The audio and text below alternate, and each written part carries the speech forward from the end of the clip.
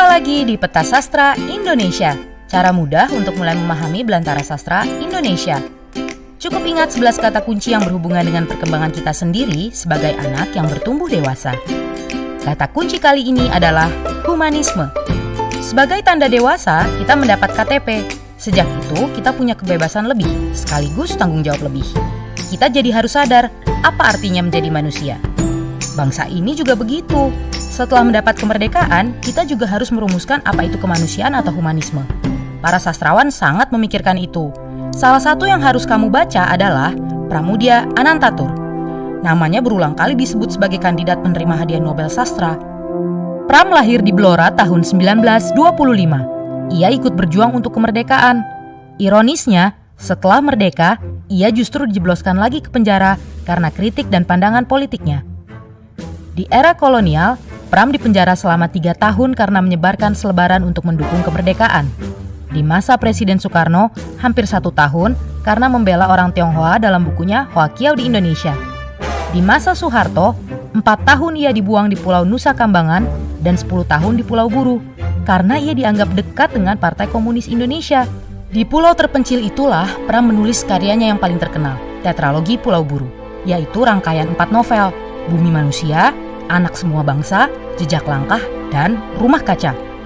Ceritanya tentang perjalanan hidup Mingke.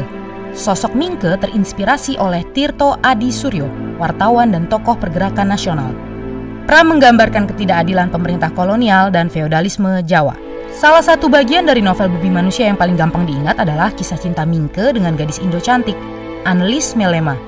Perkawinan mereka dianggap tidak sah oleh hukum penjajahan. Mereka dipaksa berpisah. Annelies dipaksa pulang ke negeri Belanda. Tokoh lain dari novel ini yang juga banyak diingat pembaca adalah Nyai Ontosoroh, ibunya Annelies. Dia perempuan pintar yang teguh memperjuangkan keadilan. Nah, novel ini sudah difilmkan loh. Sudah nonton belum? Oh iya, masih ingat sastrawan Multatuli dengan bukunya Max Havelaar? Nah, tokoh Mingke disebut sebagai penerus jejak humanisme besar Multatuli. Humanisme atau dalam bahasa Indonesianya kemanusiaan adalah faham yang percaya bahwa setiap manusia punya martabat setara dan harus dihargai apapun warna kulit, kebangsaan, agama, atau golongannya. Pandangan ini juga percaya bahwa manusia harus bebas dari penindasan. Seorang humanis berarti orang yang mendukung kemanusiaan. Salah satu bentuk faham ini dalam Pancasila ada dalam sila kedua, kemanusiaan yang adil dan beradab. Jadi, humanisme adalah faham yang sangat penting dalam terbentuknya bangsa ini. Sastrawan Indonesia banyak sekali mengusung ide kemanusiaan, tapi tafsir mereka mengenai kemanusiaan tidak selalu sama. Jadi kadang-kadang para sastrawan berdebat keras, malah bisa sampai berkelahi juga. Pramoedya Anantatur termasuk sastrawan yang mempertahankan pendapat dengan keras. Ia misalnya tidak setuju dengan istilah humanisme universal.